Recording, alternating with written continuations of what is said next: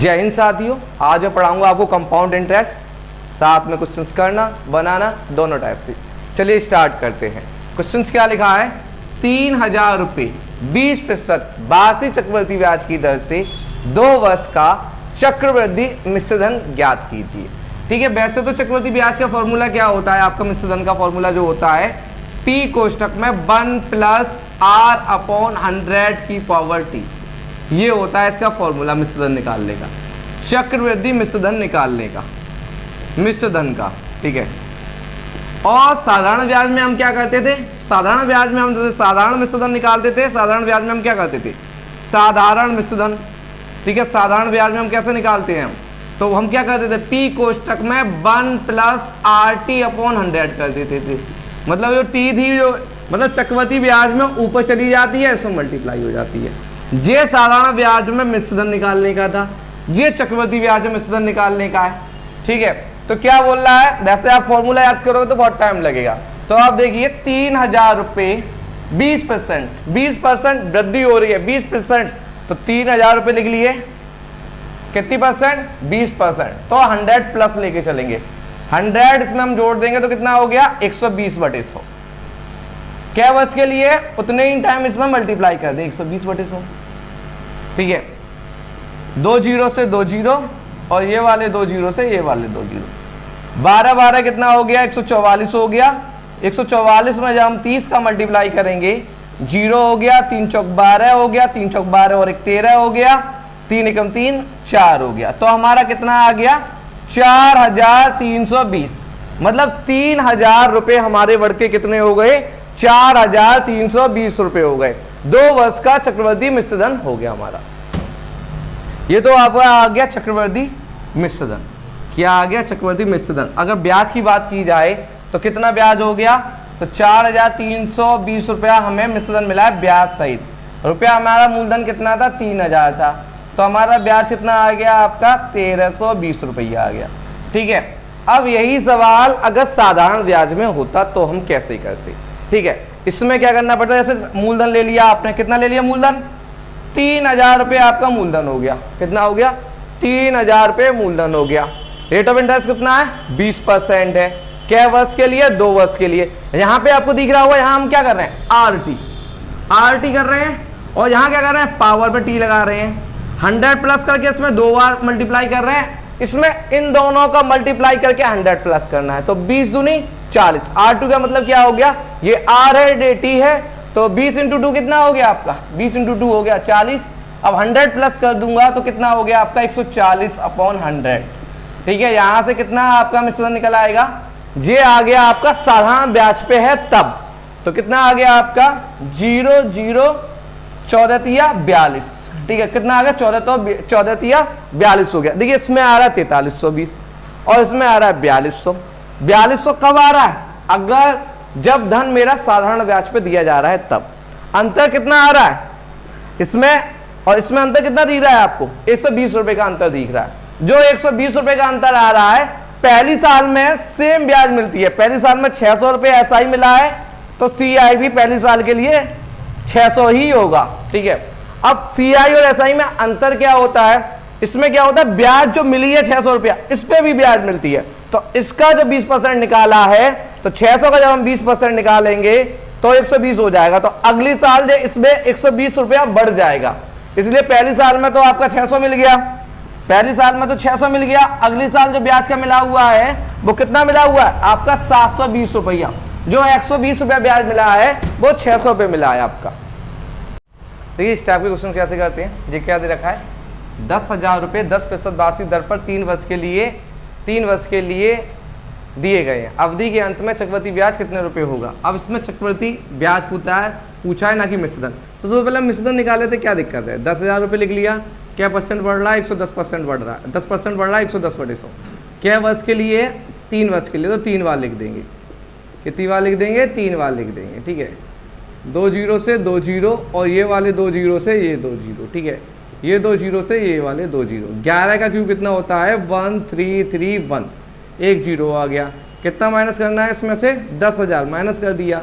10,000 जब हमने माइनस कर दिया तो ब्याज का कितना रुपया प्राप्त हो गया, तो ब्याज का मुझे 3310 रुपये प्राप्त हो जाएगा। तो ब्याज का कितना रुपये मुझे प्राप्त हो जाएगा, 3310 रुपये प्राप्त हो जाएगा। देखिए इस टाइप से इस क्वेश्चन को देखते हैं। किसी धन का 10% वार्षिक ब्याज की दर से चक्रवृद्धि मिश्र धन 6655 है, मतलब 6655 रुपया। मिश्र धन कितना है, 6655 है। मिश्र धन का मतलब क्या होता है, इसमें आपका मूलधन प्लस ब्याज दोनों इंक्लूड है, मूलधन और ब्याज भी। वह धन ज्ञात कीजिए यदि धन 3 वर्ष तक ब्याज पे रहा, वह धन ज्ञात कीजिए। अब हमें वो मूलधन निकालना है कि वो मूलधन कितना था, इसमें तो ब्याज भी इंक्लूड है। तो हम अब तक क्या करते थे, जैसे कि 10% की दर पे, तो यहाँ पे तो 100 लिख दिया।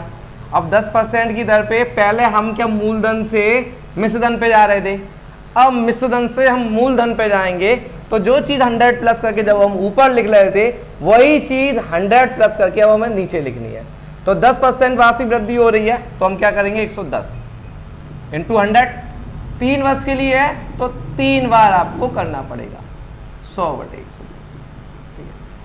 एक जीरो से एक जीरो काट दिया, एक जीरो से एक जीरो काट दिया, ठीक है, एक जीरो से एक जीरो काट दिया, 11 से काट दिया, ठीक है, 11 से काट दिया। तो जहाँ पे 11 से हमने काटा तो कितना हो गया आपका, ठीक है, 6655 है, यहाँ पे थोड़ा मिस्टेक हो गया है, ठीक है, 6655, ठीक है।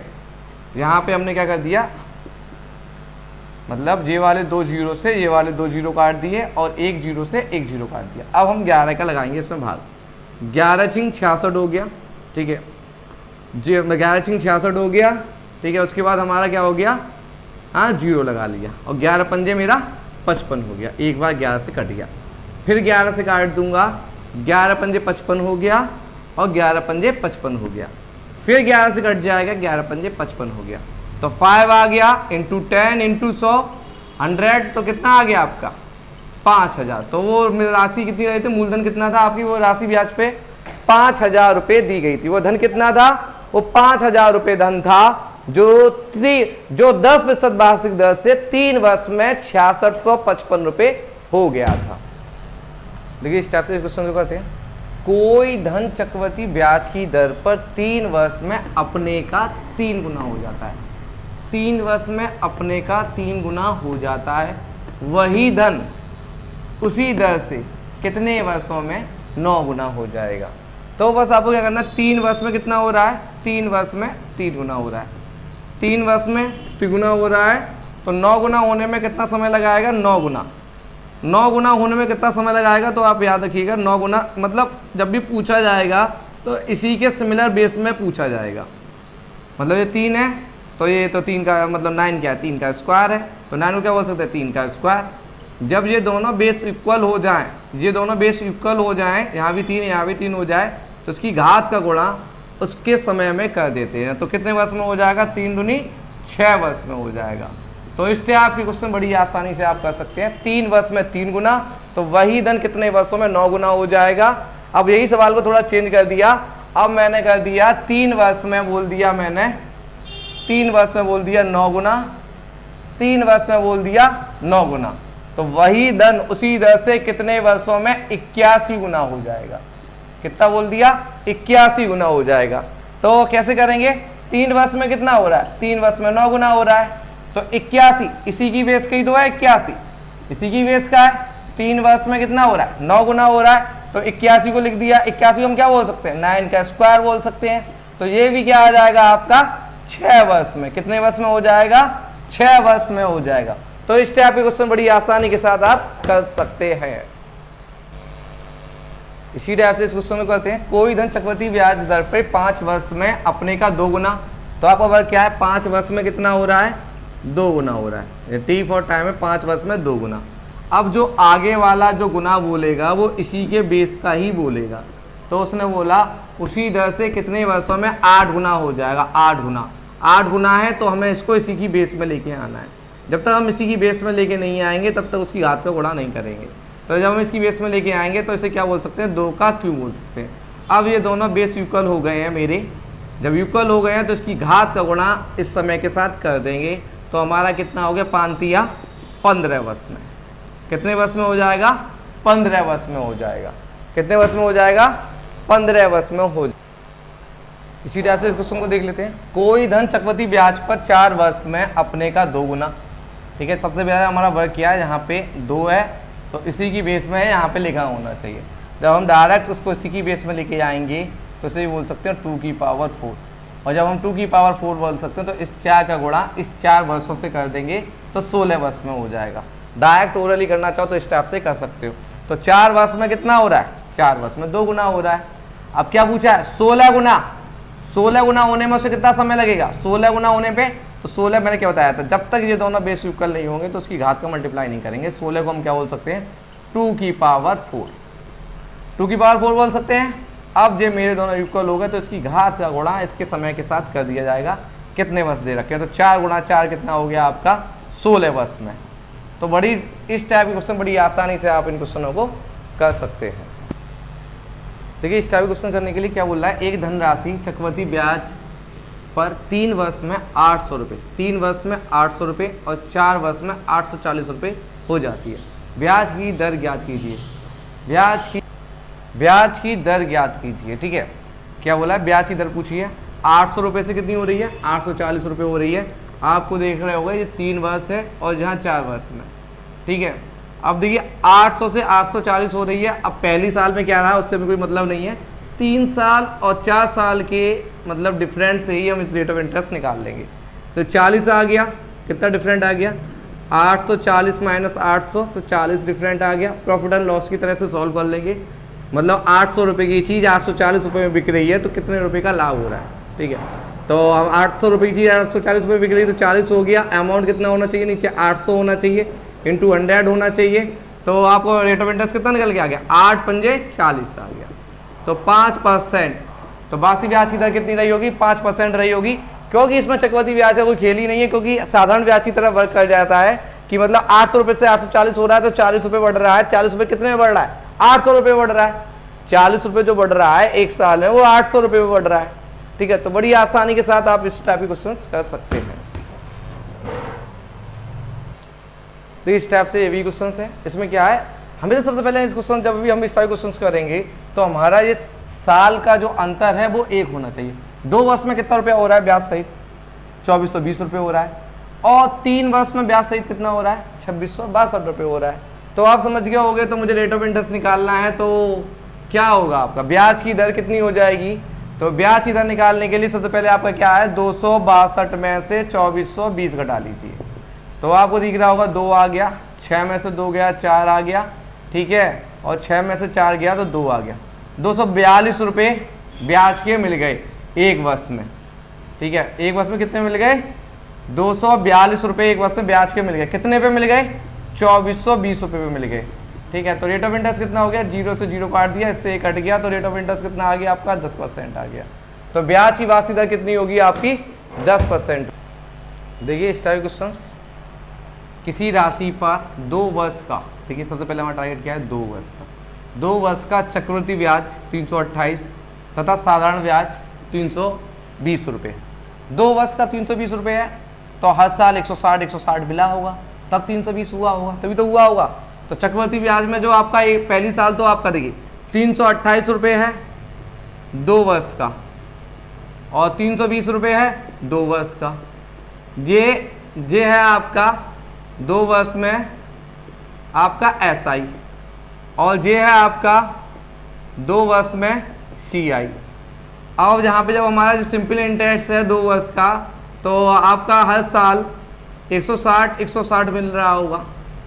इसमें क्या हो रहा होगा, पहली साल कितना मिला, 160 रुपया मिला। दूसरी साल कितना मिला, 168 रुपया मिला। कितना रुपया एक्स्ट्रा मिल गया, 8 रुपया एक्स्ट्रा मिल गया। कितना रुपया एक्स्ट्रा मिल गया, 8 रुपया जो एक्स्ट्रा मिला है वो 160 रुपये में मिला। 8 रुपये जो एक्स्ट्रा मिला है तो 160 रुपये मिला है। तो इसी से ही हम इसकी रेट ऑफ इंटरेस्ट निकाल लेंगे। 8 रुपये एक्स्ट्रा हो रहे हैं, कितने पे हो रहे हैं, 160 रुपये पे हो रहे हैं, इंटू 100। 10 से 10 कट गया, 8 दूनी 16 हो गया, और 2 पंजे 10 हो गया। तो 5% आपका आंसर आ गया। तो इस टाइप से आप इन क्वेश्चनों को कर सकते हैं। तो ये इसी टाइप से ये क्वेश्चन है, 2 वर्ष का ही है। 2 वर्ष का चक्रवृद्धि ब्याज 410 है, साधारण ब्याज 200 रुपये है, 400 रुपये है। तो 400 रुपये है तो आप समझ गए होगा 200 रुपये ब्याज मिला होगा SI। ठीक है, अब जो 410 रुपये है तो आप समझ गए होगे एक बार 200 मिला होगा तो एक बार 210 रुपये मिला होगा। ठीक है, एक बार 200 पे 10 रुपये, 200 पे कितने रुपये बढ़ गए, 200 की वजह से 10 रुपये एक्स्ट्रा हो गए। तो 10/200 हमें कर देना है, इंटू 100 कर देना है। ठीक है, 2 जीरो से 2 जीरो कट गया, 2 पंजे 10 हो गया, तो आर बराबर 5% आ गया।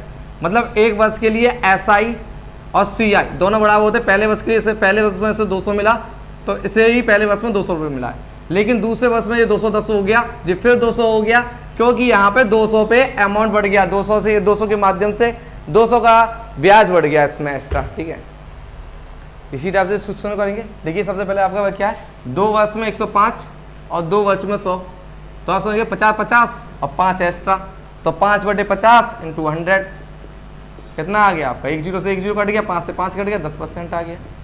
इस टाइप से कर सकते हैं बहुत आसानी से, सिंपल सा तरीका है। ठीक है, तो में आ गया होगा 100 रुपये हैं तो 50-50 रुपये ब्याज मिल गया होगा। ठीक है, 105 रुपये हैं तो कितना कितना मिल गया होगा आपका, एक बार 50 मिल गया होगा, एक बार 55 मिल गया होगा। जो 5 रुपये एक्स्ट्रा गए हैं वो 50 पे गए हैं, तो 5/50 का 10% ही होता है, 5/50 × 100। इस टाइप से इन क्वेश्चनों को कर सकते हैं।